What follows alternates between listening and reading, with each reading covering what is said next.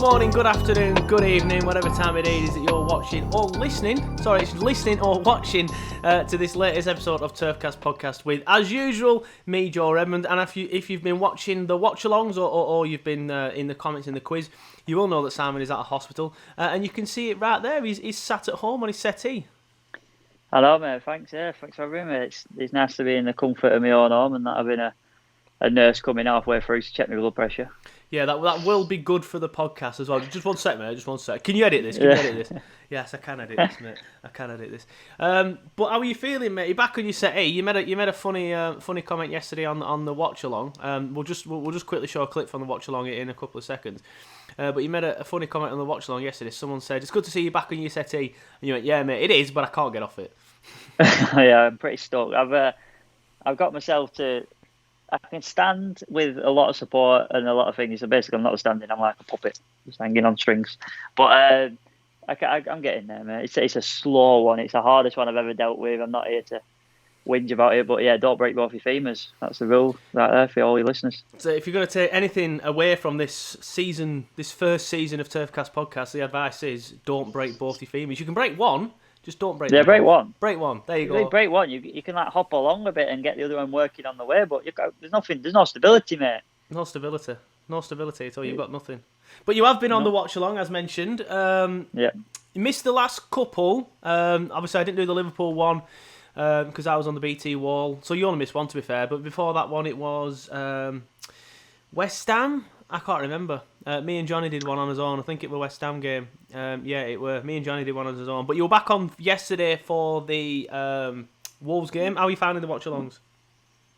Yeah, mate, they're good fun, especially at a time where you can't sit next to your mates on the turf. It's a perfect replacement for the virtual world, really, and we can't do anything else. So, rumour has it we'll be back in September, which will be incredible. You can't replace the natural sort of buzz of being on the turf or in a stadium. But listen, I mean, this might be the future of watching away games for a short while. We don't know. Yeah, well, I'm not sure. That's the first time I've heard that rumour. Obviously, I'm not sure if I'm actually allowed to say this, but I'm going to anyway. But I know that Bradford have been told that to prepare like the start of next season without fans, and then maybe you can start phasing fans in. So there might be like socially distant fans and stuff. You might only allow 2,000 into a 22,000 seater stadium, like 10% capacity. So then that'll be interesting to see how the club actually work that out. But then we'll go on there. But yeah, like Simon said, yeah, we went into that yesterday on the watch along. But like Simon said, we did do the watch along yesterday, and it is good fun. It is a good replacement for the virtual world. I know a lot of people do like to watch the games on the telly with us like next to them or whatever, or just turn the telly on mute because Steve McManam on BT Sport, for example, is an absolute shambles. So you could just have us basically talking shit. And yesterday, the majority of the watch along. There weren't much action, but we found a lot to talk about. But they turned a boring game into entertainment. Yeah, especially the first 70 minutes. But after that, it did become quite entertaining. And here's the clips from the moment that Chris Wood misses his header, and then cut out a little bit in between, all the way up until the point where we get the penalty, and then Chris Wood puts it into the back of the net. It's a good ball. That's a good ball. Yes. It's a good ball. Yeah. How's he missed that? Fucking donkey! Look at him dash his feet.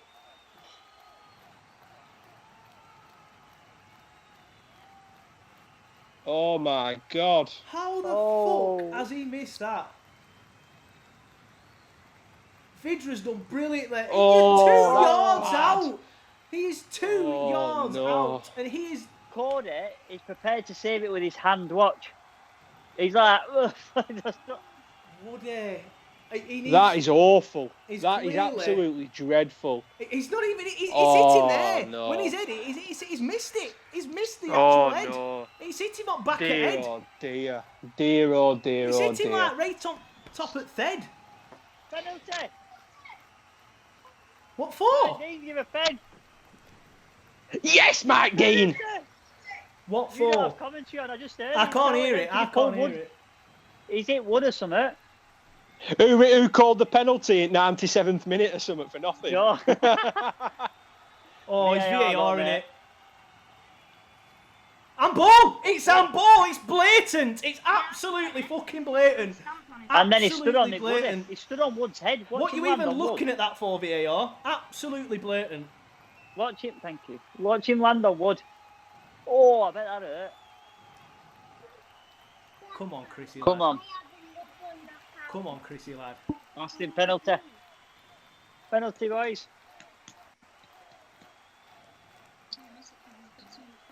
Come on. Yes! Get in there! Yes! Where's all the Wolves fans in the chat now? Where's all the Wolves fans in the chat now? Yeah! Get in there! You've gone quiet, boys! You've gone quiet, boys! Fucking get in! What a pen, by the way! What a pen! Straight in the fucking get in! Get in there! What a penalty! Yes, Woody. Yes. What a penalty! Right, so there you have it. That was the clip of the I forgot what it was. Wolverhampton Wanderers watch along there. If you haven't watched it already, please feel free to come along. We've got 2 left this season because obviously we can't get on the game. So we've got Norwich away this weekend. Hopefully you'll see a lot of goals on that one. So you might see a lot of reactions from the boys on that one. And then Brighton at home on the last day of the season, which to be fair, 24th Sunday, I think. Is it 24th Sunday? Yeah, it's a Sunday. Yeah, and which to be fair is quite annoying, really. We're hoping that we could send Brighton down on that. But it's made that game a little bit of a nothing game, really. But because with City's ban that's not a ban anymore, we can't. Europe's probably a step too far, especially after yesterday's draw. As good of a draw it was, but it's probably a bit of a step too far. But we are going to be doing the watch-alongs anyway. So, like you say, it's actually more popular than podcasts now. We're getting like 5,000 views collectively on Facebook, Twitter, YouTube, and Twitch. So it's actually getting a bit of momentum. So if you do listen to the podcast but you don't haven't fancied the watch along yet, just give it a go for the Norwich game and hopefully we'll see some goals. But Simon's on it. We've got a regular fixture in Johnny Tate being on it, and another lad called Jared, who's Simon's brother. He sort of like dips in and out and comes on it. He wanted to be on it yesterday, but he had a tooth out, so he couldn't come on it. Hopefully he's all right for when's the next game? Saturday, isn't it? It's the next game Saturday, so hopefully we're out for that and there'll be 4 of us again. But if not, it worked just as well with 3. But we haven't actually done in fact, before I say the next bit, I just want to give a quick mention to our sponsors. Pitch Sport, if you haven't already, please go and download the app. It's sort of like a fan hub. There you go, Simon's advertisement face. It's sort of like a fan hub where fans from all over the world can come and just sort of like chat about certain things in the games and choose their man of the match and all that sort of thing. If you haven't already, please go and download it. If you listen to the podcast, Phil, who is on the Pitchcast podcast every week. He was on the last Turfcast podcast because he's a West Ham fan, so I got his opinion on the West Ham game. So he was well there, mate. He did well there. Thank you. He was a good talker. So if you do listen to the last one, you would have heard of Phil. But the Pitchcast podcast is a good one to listen to because they cover all topics. But anyway, that like I said, that was the last podcast we did, the West Ham game. So since then, we have beaten West Ham, and we have drawn at Liverpool, and we have drawn at home to Wolves. So we'll start with the West Ham game, mate, because I'm not actually talking to you about the West Ham game at any point, off camera, on camera, anything, because obviously you're in hospital, you weren't on the watch along, then you got home from hospital. So in fact, no, you came home that day, didn't you? That's why you couldn't do it, because it was just a big melee. I think I got home like an hour before the kick-off, and obviously it's been home for 4 weeks. So thoughts on the game then, mate? I'll let you go. Yeah, I mean, I didn't give it a full attention like I would do a normal game because obviously, like I said, I've just come home, seen kids and wife and that. So I did watch it. It was on my telly at all times. But you've got to pretend that you're listening to the family as well at some points. But I mean, Jay's header reminds me of the was it Andy Cook at Derby County when we were playing them in the FA Cup third round. I think I think it was third round. It might not have been, but no, we were third round and we got beat by Coventry at 4th. Yeah, and Andy Cook did a similar sort of run and glancing header, and we all thought, what an header, and you watch replays back, hit his shoulder, similar to J-Rod's header, where you thought, unbelievable. But it takes stuff like that sometimes. I mean, there's no doubt in the world that they're playing against a stubborn team who do concede goals, but sometimes you need that little bit of luck, and we have it against us a lot more than we have it for us, I'll say that much. But it's take anything you can get, especially away from home, mate. What a result! Yeah, I mean, I remember talking on the West Ham preview podcast to the West Ham fan Phil from Pitchcast, just sort of like saying like I expected us to lose the game, not because I thought West Ham were a better side, because obviously the league table doesn't lie over the course of a season. The cream always rises to the top. But I expected them to beat us simply because it meant more to them. Or so I thought. It should have meant more to them. They should have got into that game thinking, right, we need to win this to stay up. Now, it looks like they're going to stay up anyway because they've got a win against Norwich and they've got I think they've got Watford next, another team that's down there. And even if they lose both of them games, I think they'll stop up comfortably. So they should be all right, depending on other results. But they just didn't look up for it, did they, West Ham? I think that was the thing that disappointed me the most. It could have been a really, really good game, but I mean, I'll take the win, obviously. But it disappointed me that West Ham really didn't really care. I think, but that's probably more testament to Burnley than we're giving them credit for, because I think that's half of our game now, is to make teams look shit. Yeah. As much as it is to try and beat them. And look at Wolves, for example. I mean, we're going into that game later, but that's a similar sort of tale. Like, they didn't really do that much apart from that worldy goal. But the West Ham thing, we do frustrate you. We do make you do passes that you probably don't even want to do. And we do make brilliant players look like they're having a boxing match at times. So I'd say it's testament to the way we set up. And I spoke about it yesterday, but the clinicalness of Burnley, to have 3 shots on target and get criticised for it and then be winning games away from home is incredible. Yeah, it's that's obviously a thing that we've touched on many a time on this podcast. How fans just don't understand that, you're rubbish, you only get 3 shots on target. Or in the Wolves game, which, as you said, we'll go into later, we only had 1 shot on target. But half the time, that's all we need. It just shows how clinical we are. We should have got the goal with Chris before that. Yeah. But yeah, we'll get into that anyway. But how good was Josh Brownhill in that West Ham match, by the way? That lad, I mean, my latest fan town question has been sent over to Pitch. Hopefully it'll be on later today. I'll drop him an email to get onto it. But my latest fan town question is this, which I'll put it to you now. Who's the better player, Jeff Hendrick or Josh Brownhill? Wow, now I have an issue with that question, because people are having Jeff for whatever reason, but they're different players. They're completely different players for me. Who fits in the Burnley side more then? Right now, Brownhill does, because fans love it. It's like Dean Marney. Was Dean Marney the best midfielder we've ever had? No, but was he one of the most loved we've ever had? Absolutely. You just got certain players fit in certain teams. And for me, Jeff is a different sort of player. It's like Dave Jones' scenario, you know what I mean? When you look at his stats, the way he played, and I think it was a 93% pass completion in the full season that we went up on the 23 undefeated season. And you just think, he was booed half at time for going left and right, but it's one of them. Not every player is meant to go forward. Not every player is meant to do certain jobs. But yeah, Jeff and him, slightly different players, but I think Brownhill's fit into this squad unbelievably at the minute in a very short time. I mean, I was disappointed when we let Jeff go. I was a critic of his. I still am. Yeah, I still am. I'll say what I've always said on every single podcast. I think I've said it on every podcast since the start of January. He frustrates me, but his versatility is his strength, and I wanted him in the side because of his versatility. However, I don't think we've played as well on the ball in midfield since Josh Brownhill's come in the side since the Championship days. I think he's so good on the ball, and we now look to play the ball through midfield a little bit more. Granted, we didn't yesterday against Wolves.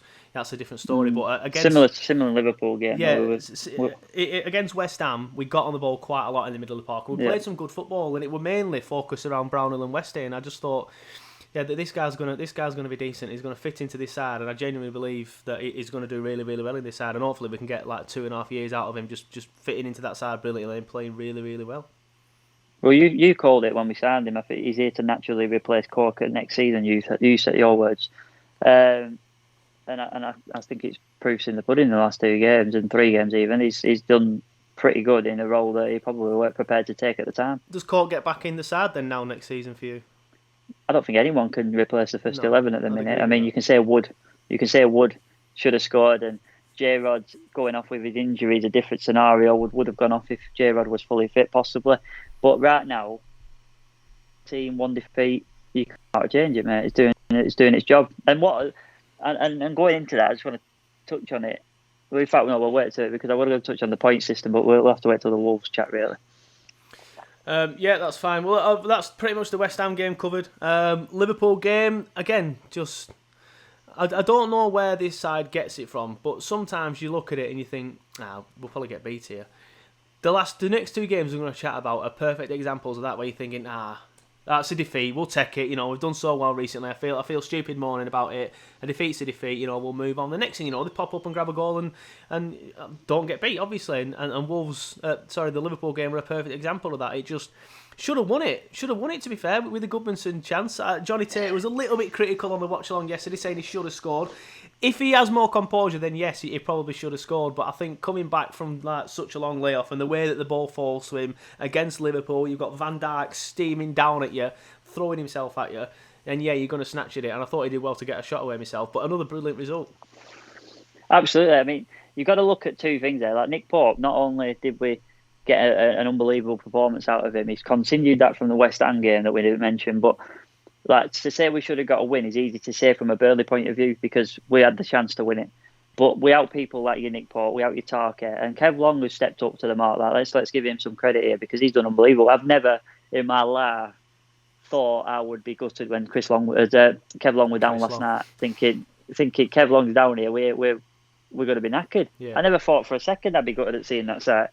So that shows how well he's done in the games that he's been brought in. But like Nick Pope has been stand out in them two games, the West Ham and the Liverpool for me. Yeah, he did win the Pitch Sport Man of the Match on both occasions. That's another thing you can do if you download the app. You can go onto the app, and after the games, you can sort of like give a rating out of 5 for the manager, the referee, the team selection, and the atmosphere. And you can also vote for your Man of the Match. Pope, he got the Man of the Match for both the Liverpool and the West Ham games. But yeah, I do want to touch on Kevin Long because I put a tweet out after the Liverpool game saying Kevin Long appreciation tweet because he was fantastic. And I remember at the start of the game thinking Ben Mee's out for the season. I don't have anything against Kevin Long, but he's probably a championship defender at best. He's going to be up against Salah, Firmino, Mane, all these brilliant Liverpool players. But he just looked. He didn't stand out that in a bad way, is what I'm saying. He didn't stand out. I'm not saying that negative. Like you'd have thought he'd have stood out because he'd have got bullied against these turned inside out, bullied. But he didn't. He made some decent blocks and some decent tackles. And to be fair, the only reason why he didn't get the man of the match or Tarkett, because they were both class, is because of Nick Pope. But he was fantastic and he deserves all the credit that he's getting. Absolutely, and I think looking at the Burnley fans over the years, myself included, you're asking why would Kev Long even be happy? Number one, that's still a question I don't understand. Why would you be happy to sit 10 years as a non-existent player part in the first 11 anyway?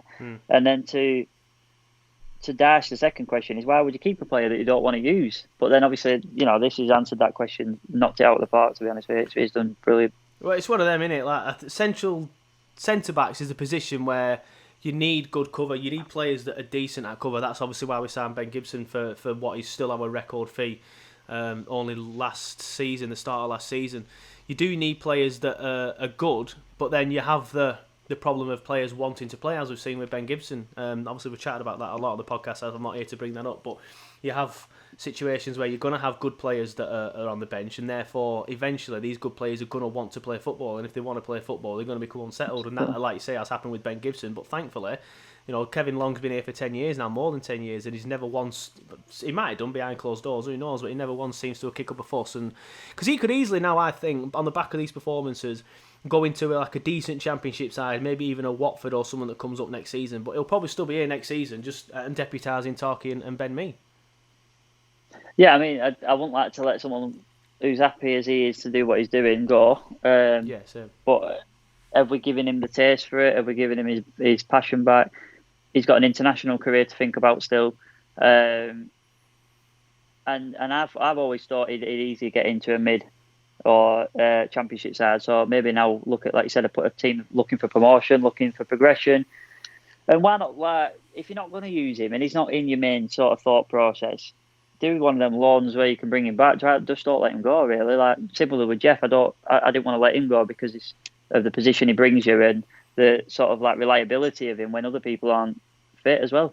It's one of them, innit? Like it's catch-22 because he's either gonna be on the bench now and not get many games and get any times, or we let him go. But I think the best thing for Burnley is to have him on the bench. It could be a good scenario where he has a loan, but you can call him back, yeah. But it's one of them. Like again, he might go to a club, say someone pushing for promotion next season from the Championship, Preston for example, and think, I really really like it here. I want to stay here now. So again, that could happen there. We could end up losing him. And I've never been one to sort of like be that fussed about Kev Long. There's been some rumours of him leaving a few seasons. I've been like, it's fine, whatever, we'll just get someone else. But he's come in now and he's shown that he is capable of coming in to replace Ben Mee or Tarky. If Tarky's an absolute warrior though, Tarky don't really get injured, does he? But if we're in that scenario, I think it's important that we keep him. It's important that we keep him and keep him happy, because obviously we didn't manage to keep Ben Gibson happy. But obviously there's different personalities, different situations and stuff. So hopefully hopefully he's still here next season, Kevin Long. But I can't see him leaving now personally. But like you say, he might have that hunger and drive now. Maybe, but I never thought I'd spend 10 minutes talking about Kev Long before, so there you go. No, so there you go. Apart from like the Kev Long is leaving podcast, but obviously we're hoping now that isn't the case. But the next game then is obviously the game that we had last night. You've just heard a clip from the watch-along that we did. As mentioned, the watch-along will be back on Saturday. We'll start it live around 17:25. And then just go from there. But the Wolves game yesterday, not the most entertaining game for the first 45 minutes. That's probably from a Burnley perspective, because we were offering nothing.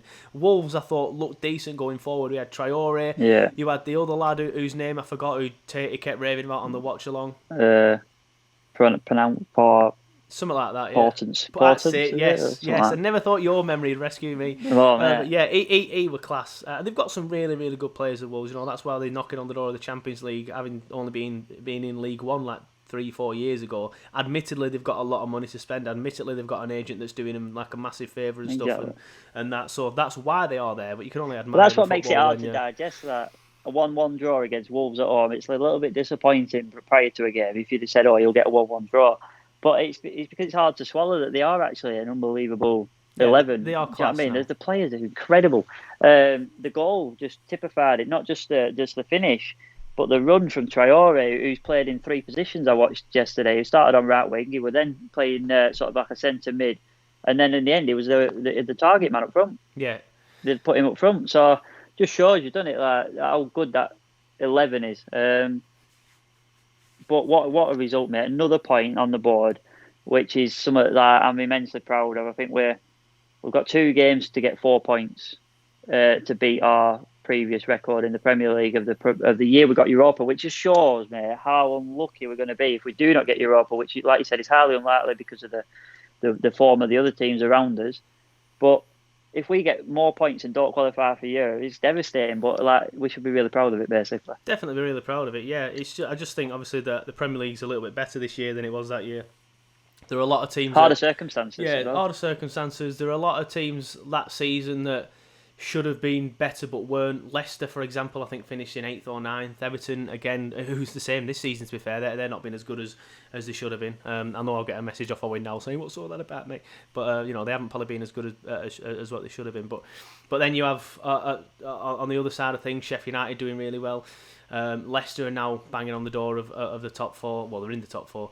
And you've got Wolves as well. So there's 3 teams now that weren't above us then, but are now. And then on the flip side of it, Arsenal and Tottenham haven't done so well, but they are both above us anyway. But yeah, just going back to that Wolves game, I think you summed it up perfectly there. Like, their 11 is really, really good. Like sometimes you just think to yourself, "Oh, it's Wolves." League 2 League 1 4 years ago. But if you look at their 11 on paper, it's absolutely sensational. They should be doing a little bit better for me in the league. But having said that, they're in the quarterfinals of the Europa League, so I think they take 5th or 6th what they are in the league. Yeah, and like you said, they are pushing to try and get them Champions League spots now. And you've got your Leicester, and it just shows me how far they have come, because you've got Spurs and Arsenal sort of like fighting it out for the Europa spots, and you've got Leicester and Wolves fighting it for the Champions spot. And Leicester have been on terrible form recently, so it shows how well they started the season to be even still be there. But again, mate, just take it back to the positive of Burnley if we can get 6 points out of these next 2 games, which will be very difficult. I'm not saying that we should at all, but if we can get 6 points, smash the record of what we've previously got, we're desperately unlucky to not get Europa this year because of that. Yeah, I'd agree with that. And that brings it on nicely to the point that you commented on a post recently that I put out on Turfcast. I mean, I know we've had this debate a million times, so I won't go into it too deep. I'm just doing this because I know you want to talk about it. But we've had the conversation so many times on Turfcast. Why would you not want to qualify for Europe? Someone will say, because it ruined our season that season. Well, it didn't ruin it because we stayed up. So we achieved the goal at the start, at the end of the day. If we'd have qualified for the groups, it might have been a different thing. Yes, the squad probably isn't big enough to be into Europe, but getting into Europe will attract these sort of players anyway. But anyway, the point is that a lot of people have been commenting on it again, saying, I don't want to qualify for Europe, I just want to have a good season and finish 8th or 9th. But I'm the same as you, and I know what you're going to say before I let you go off on one. I don't see the point in being in the Premier League if you don't want to constantly strive for success. What's the point in finishing 17th every year? There's no point. Let's qualify for Europe. Let's ride the crest of this wave that we're on at the minute, and hopefully we can maybe qualify next year if we don't qualify this year, for example. But I'll let you go on it, mate, because you wanted to discuss it. No, I mean, you summarised it perfectly. It was just a point I wanted to make because of the comments. But yeah, why would you not want to see success for your club? Why would you not want to strive to the next level? It's like saying I don't want to go in the Premier League when we're in the Championship because you're only going to get relegated at the end. Well, you still want to achieve it. You still want to perform.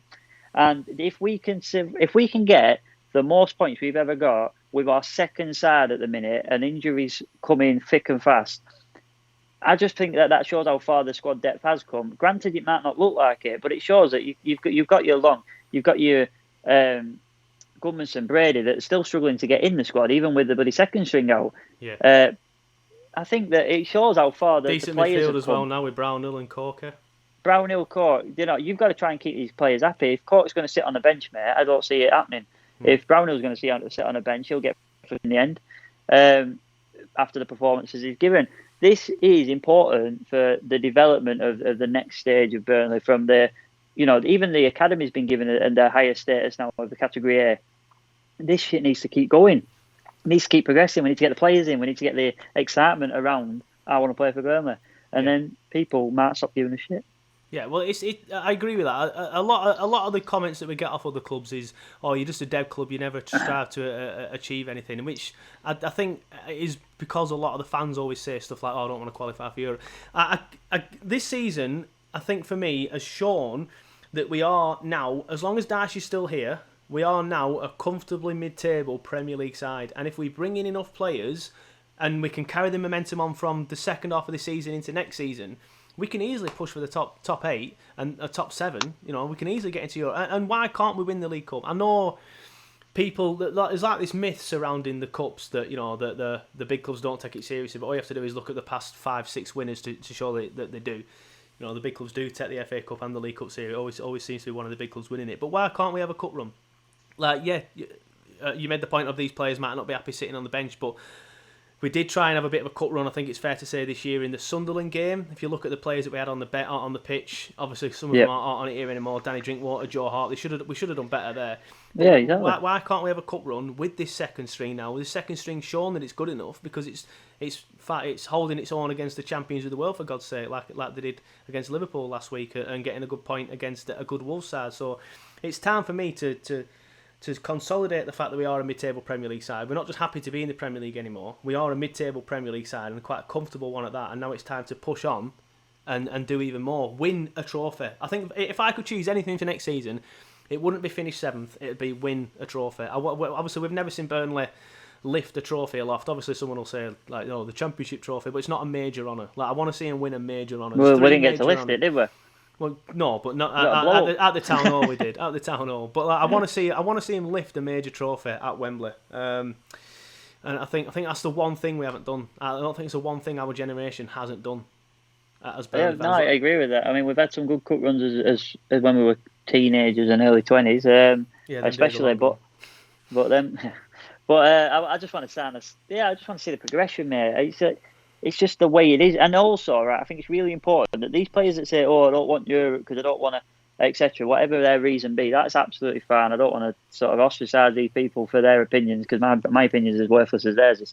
But you ain't going to keep your players, mate. You know what I mean? If we're finishing 8th and 9th, players are naturally looking for progression. The clubs above us are going to say, right, well, who's the best players from the teams below us? Yeah.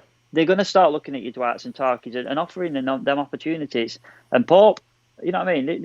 It's not a long career, mate, and these people have got to think about themselves. And Sean Dyche as well. I don't want someone above us to come and poach him. Dyche, I mean, he's proven his worth, but he's proven that it's not about the players that we've got. It's about the system he's using to get the points half the time. Because, like you said, they're just coming in and fitting in and doing the job, mate. There's nothing about taking 3, 4, 5 players on and scoring a goal, is it? It's just a system. But yeah, no, absolutely. If you want to keep these players, mate, you've got to, and this is the way to do it.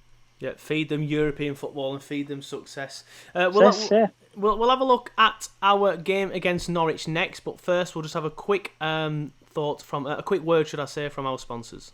Let's talk about The Athletic, which is a must for all football fans and has loads of brilliant Burnley content. The Athletic brings you the best coverage of football, combat sports, NFL, NBA and loads more. A world-class team of football writers, including Andy Jones, who covers the Clarets, and it's completely ad-free with no ads and no annoying pop-ups. If you're not signed up to The Athletic yet, fans of Turfcast can now get 50% off the annual subscription price and a 7-day free trial. To get the deal, head to theathletic.co.uk/Turfcast.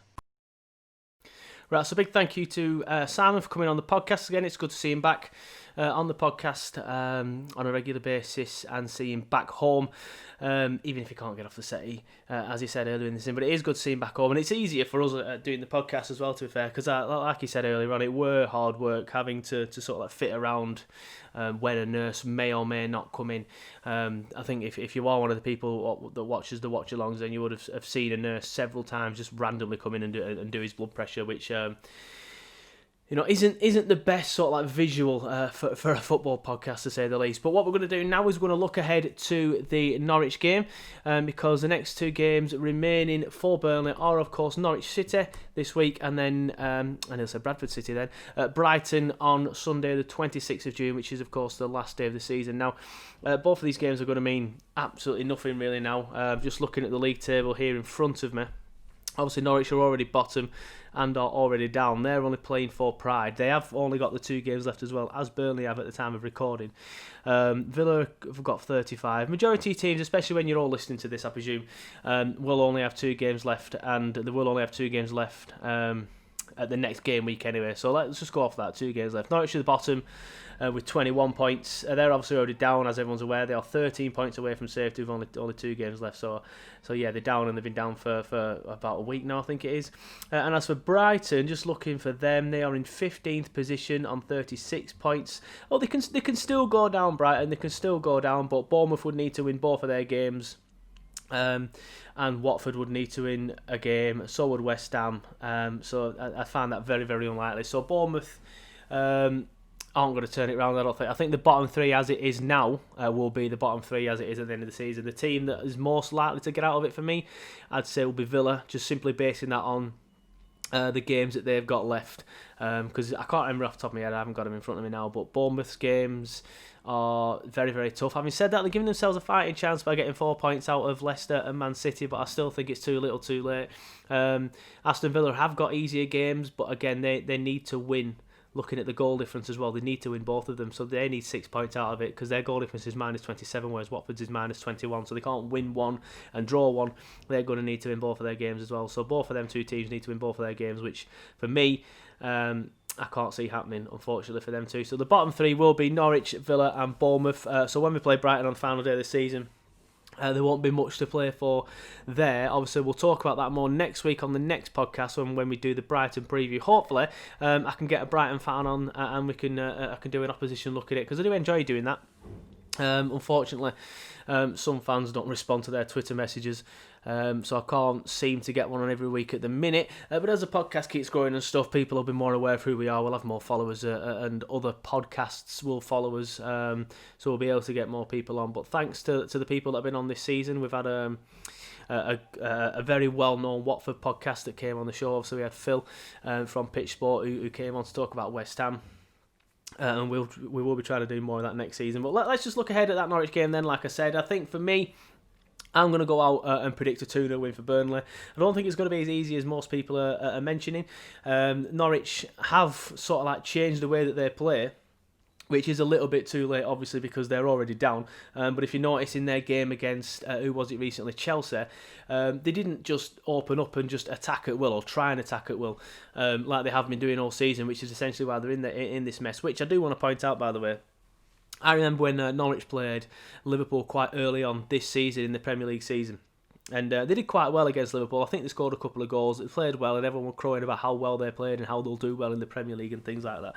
Obviously, that's fact number one, they've got that one wrong. They didn't do well in the Premier League. But one thing I do remember is I saw a Norwich fan tweet, and he said, after watching that game, fans of Burnley, Bournemouth, just reeled off a few teams who he thought would be down there.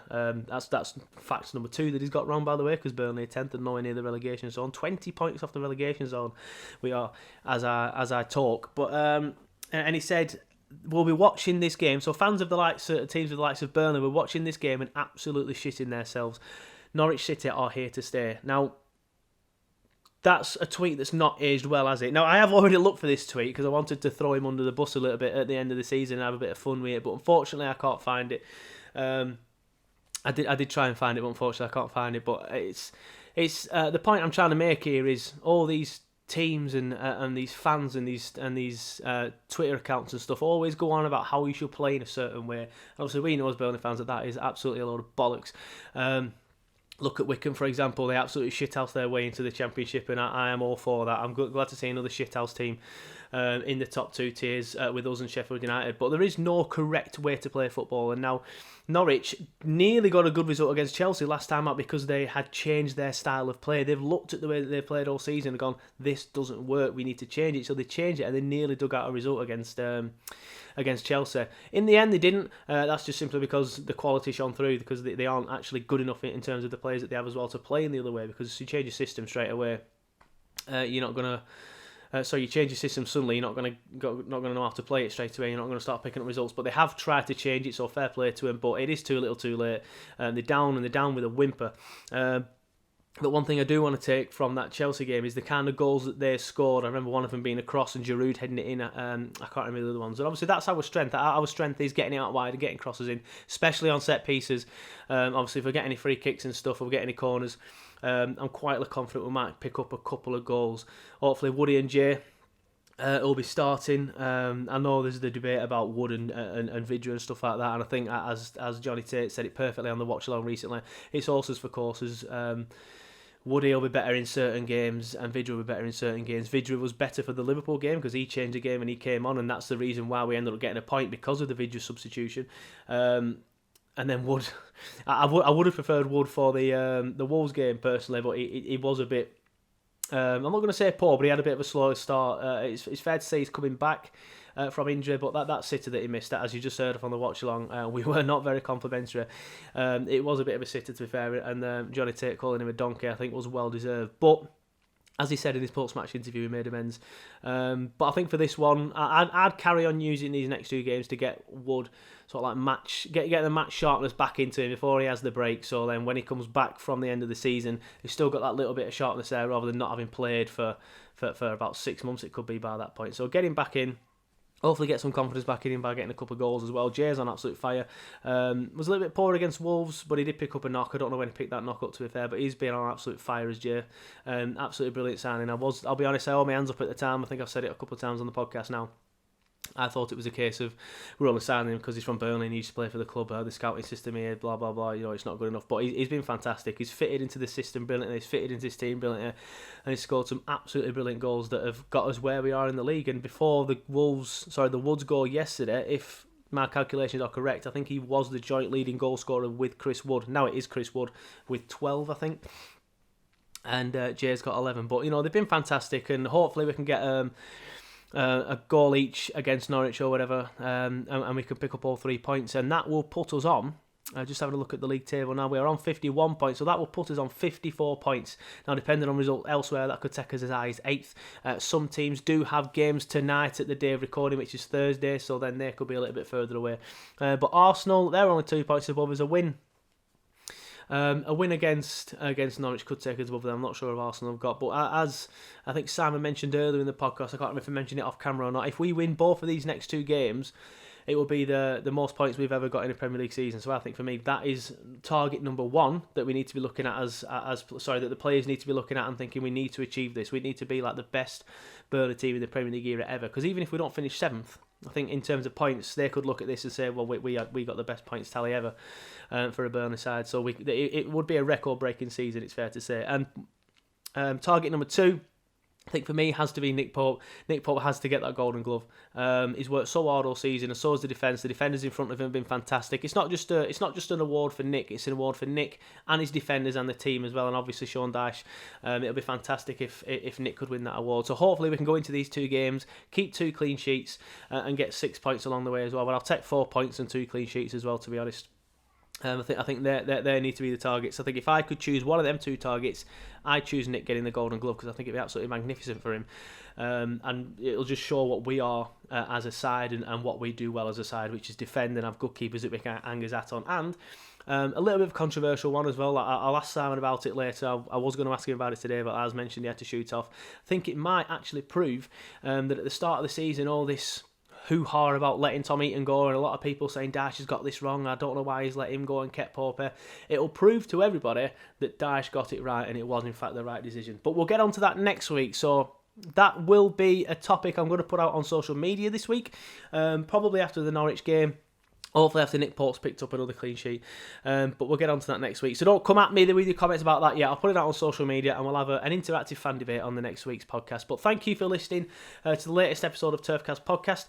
If you haven't already, please check out the watch along, which is going to be on Saturday. The game starts at 5:30, doesn't it? So the watch along will probably go live at around 5:20, 5:25. And then me and the boys will watch the game. It's either going to be me, Simon, Johnny and Jared again, or it'll just be me and a mixture of them.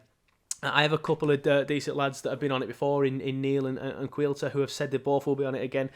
So we will. I'll promise you now, we'll get 4 people on for this weekend. Hopefully, fingers crossed. Now a couple of people don't let me down, but yeah, that'll be on Saturday at 5:30. And if you haven't already, please subscribe to the YouTube channel, because if you listen to this and you have a YouTube but you don't really watch us on YouTube, just go and subscribe anyway, because we've been stuck on 95 subscribers for about 2 weeks now. I don't know why it's not going up. I don't know. I've done loads more on YouTube recently, but it's just not going up. But just get us to 100 subscribers. And as I mentioned on a podcast a couple of weeks ago, me and Sam will do a live Q&A to sort of like award our subscribers on YouTube, because like I said, stuck on 95 and I just want to get to 100. If you're not already, please like us on Facebook. We are on Twitter as well, and Instagram. We're on all the social media channels. But we will be back on Saturday with the watch along, then we're back on Sunday with the quiz, then we'll be back next Thursday with the next Turfcast podcast and VODCAST, and then back for the final watch along of the season on Sunday, which means there will be no quiz. Not this Sunday, the Sunday after, but there will be a watch along. But thanks a lot, and hopefully I'll see you around. Cheers.